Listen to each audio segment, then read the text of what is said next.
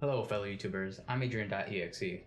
Welcome to another episode of Armchair Journalism. In this episode, I'm simply going to cover what exactly has been happening in Mexico after El Chapo's reign came to an end, and which group allegedly displaced the Sinaloa cartel from the top of the drug trafficking throne. It may come as a shock, but the truth is that we are far from winning the war on drugs, and as reality has shown us recently, capturing one drug lord causes a struggle for power, fragmentation among certain groups, and lots of violence.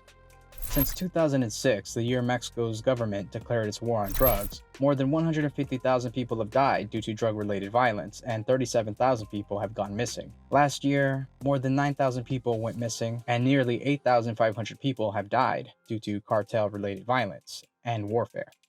There have been so many deaths that morgues no longer have room to store bodies, and use death trailers instead. These clandestine mass graves in Mexico and the lack of a robust DNA database to identify the deceased makes it difficult to combat impunity and track those who went missing.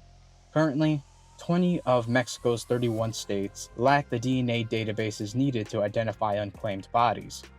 Unlike terrorist organizations, DTOs, or drug trafficking organizations do not have a political ideology or a goal in mind, other than making money, making it difficult to label them as a terrorist organization, which President Trump plans to do soon. This declaration by the president was prompted by the killing of 9 U.S. citizens, including 6 children, on a highway connecting the Mexican border states of Sonora and Chihuahua on November 5th, 2019. What are we doing now to help end the drug war? The United States' role in this war on drugs includes the Merida Initiative, which is a multi-billion-dollar initiative aiding the Mexican government with aircraft, training, and equipment.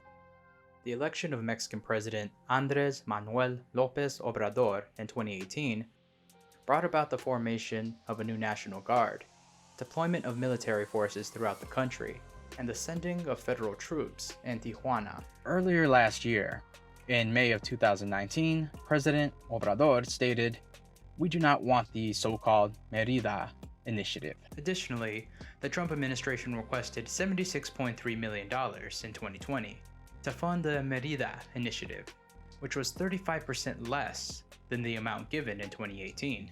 The problems in Mexico directly impact us here in the US due to Mexican DTOs being one of the largest suppliers of heroin, fentanyl, methamphetamines, and cocaine, according to the DEA. And if you watch my Narcos the USA video, you know that they also have connections with local gangs in the US, in charge of distributing and selling the drugs smuggled across the border. The production of heroin alone has increased by 37% between 2016 and 2017 due to the opioid epidemic here in the US. Furthermore, seizures of fentanyl at ports like Nogales have doubled.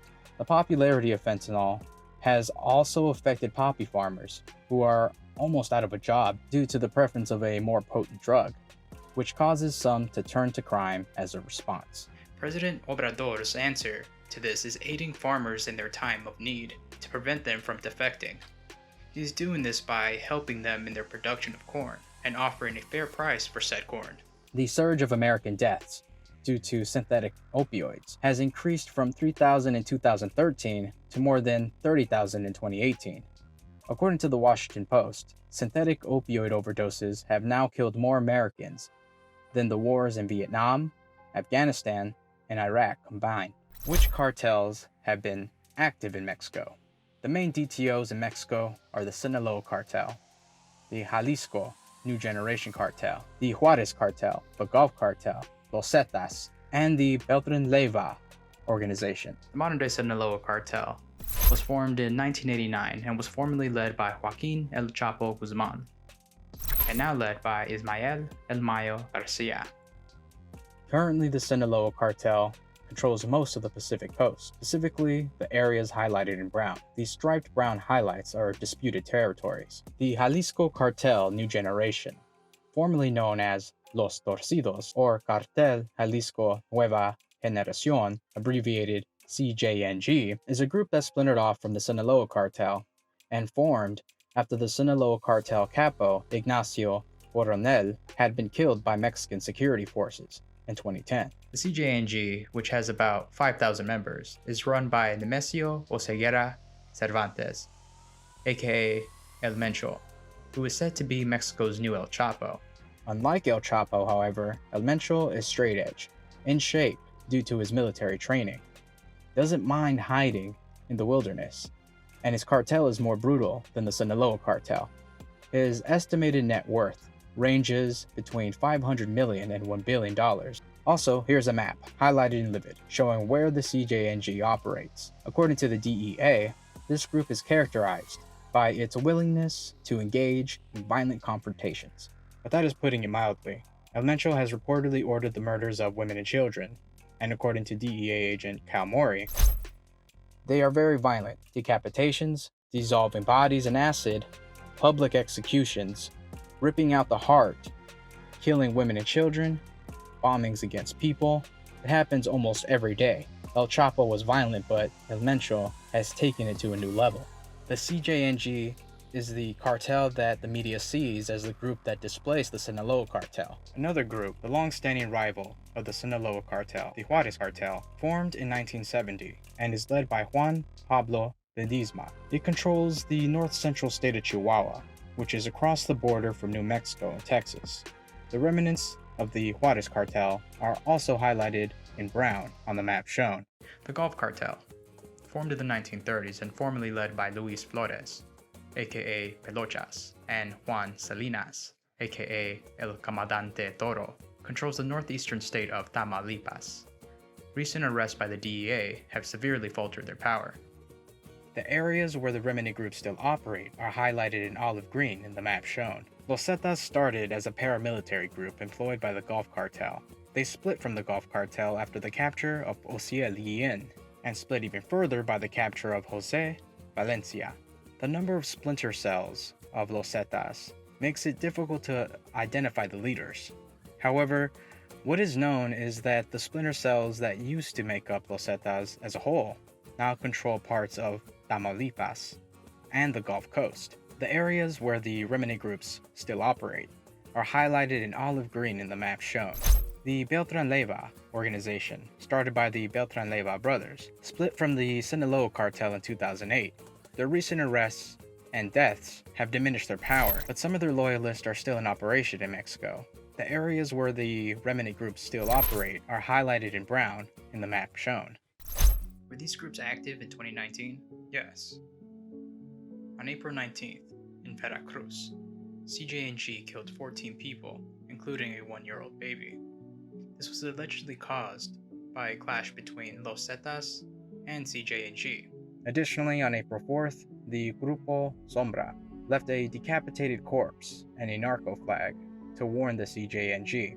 On August 8th, 9 bodies were found hanging from an overpass of a bridge in Mexico City. 7 more dismembered corpses were found at a nearby road, and 3 more non-dismembered bodies were found close by. Alongside the bodies hanging was a CJNG banner. How are drugs entering the US, you may ask? Drugs enter the US through over 300 ports of entry, controlled by Customs and Border Protection. Traffickers smuggle drugs using anything from tractor-trailers to cargo trains.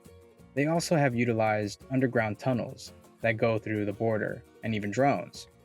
Even with the capture of El Chapo, there is seemingly no end to the number of drugs coming into the US, as evidenced by the recent amount of fentanyl seized on January 31st of last year, linked to the Sinaloa cartel at the Nogales port of entry. You might be wondering at this point, shouldn't targeting and killing the head of every cartel effectively disband the cartel, as it did with Pablo Escobar?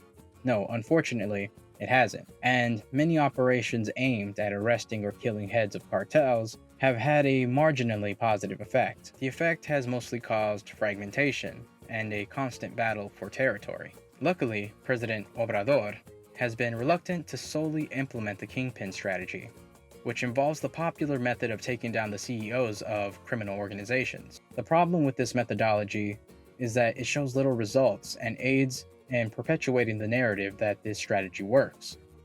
Another problem with this approach is that drug cartels are not just vertically integrated organizations, but both horizontally and vertically integrated. Horizontal integration is when a company takes over another company providing a similar service, essentially absorbing the competition.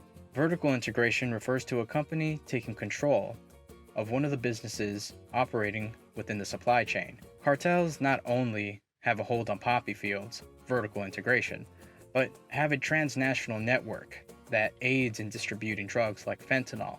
Additionally, cartels are also now competing with internet-based drug trafficking that buys directly from China, where fentanyl precursors can be obtained, and create the drug from scratch in the US, meaning that cartels and drug suppliers in general are more complexly structured than ever before, and new methods will need to be implemented to combat drug trafficking. So at this point, you may be asking yourself, what do we do then?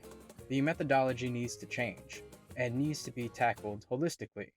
Be committed to understanding the psychological reasons behind illicit drug use and how it affects the law. Poverty also tends to be a factor that draws people into the life of crime. If you don't believe me, ask Miguel Gallardo. He wrote the following in his diary. Today, the violence in the cities needs a program of national reconciliation. There needs to be a reconstruction of villages and ranches to make them self-sufficient. There needs to be assembly plants and credit at low interest, incentives for cattle and schools. He also wrote, violence can be fought with jobs. We must remember that in the mountains of Mexico, the people are forgotten. There are no medical clinics, roads, or security, only repression. A great example of how we are viewing the issue can be seen in how we handled the El Chapo trial, where a great amount of effort was placed in suppressing testimony or mentioning of anything that highlighted the corrupt Mexican government, US involvement in the drug war, and the poverty rate in Mexico, and its effect on the local communities. A solution has been proposed by President Obrador. The National Development Plan for 2019 through 2024 plans to end the prohibition on drugs and redirect funds towards rehabilitation or drug treatment programs. Currently, 2 people are allowed to use and transport cocaine, and Mexico's Supreme Court gave Congress until April 20th, 2020 to approve legislation that legalizes all forms of cannabis. It seems due to the profit paradox, simply limiting the number of drugs that enter the US is not enough either. The profit paradox refers to limiting the amount of product available, but by doing so, it increases the profits that can be made from the set product, hence the name profit paradox. The Hydra effect also plays a role. The effect refers to cutting down one organization just to have 2 more pop up. Even if we kill or arrest all cartel leaders, there will always be a group ready and willing to take its place, as long as there is a demand for drugs. Many experts agree that drug treatment facilities are the solution to stopping the demand for drugs. It has worked in other countries. For example, a study by the American Journal on Addictions found that when France allowed its citizens to access buprenorphine, an opioid addiction treatment medication, overdose deaths decreased by 79%, and this decrease happened while the number of people attending treatment increased. Another factor that aids cartels in continuing the smuggling of drugs are money laundering banks like HSBC and Wells Fargo. HSBC was fined in 2012 $1.9 billion, which was just a fraction of their $16.8 billion profits in 2011. Assistant U.S. Attorney General Lanny Breuer stated that as a result of the government's investigation, HSBC has clawed back deferred compensation bonuses given to some of its most senior U.S. anti-money laundering and compliance officers, and agreed to partially defer bonus compensation for its most senior officials during the 5-year period of the deferred prosecution agreement. The U.S. Department of Justice held back on criminal prosecution because of fear that it may cripple the financial institution, regardless of the violations of the Bank Secrecy Act, Trading with the Enemy Act, and other AML statutes.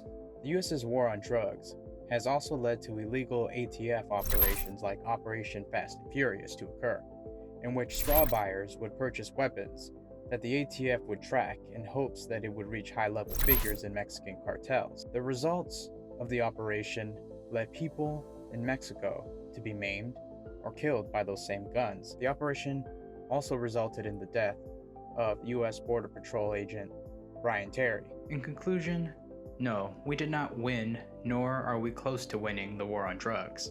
It has cost many human lives, as well as $51 billion in spending by the US. Furthermore, capturing leaders like El Chapo has had little effect in stopping cartels, and may have made the situation in Mexico worse. The only plausible solutions for both the US and Mexican governments is to adjust their tactics from solely using kingpin-focused takedowns and supply-oriented sabotage to include methods backed by evidence, like drug rehabilitation. Additionally, both governments need to severely punish both financial institutions that willingly launder cartel drug money and corrupt politicians, like former Secretary of Public Security Genaro Garcia Luna. If they don't, then we will never see an end to the drug war or the bloodshed that accompanies it anytime soon. Thanks for watching the remake of the first episode of Armchair Journalism. If you like this video and want to see more, feel free to like and subscribe for more content. Also, if you do decide to subscribe, be sure to hit that notification bell so that you can be notified whenever I upload.